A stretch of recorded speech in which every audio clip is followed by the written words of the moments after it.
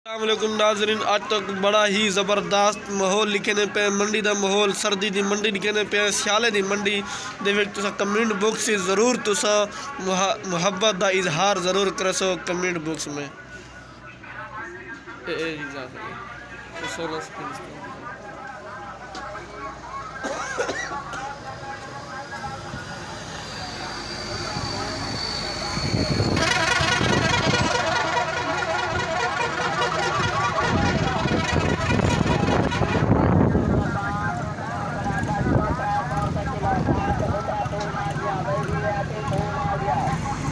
गाजर कितने किलो है?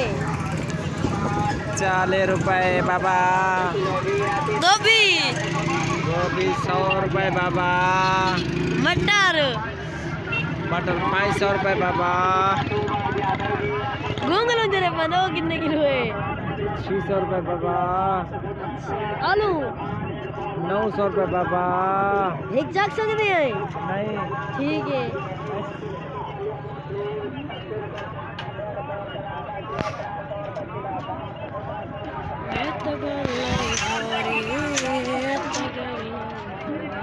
अस्सलाम वालेकुम।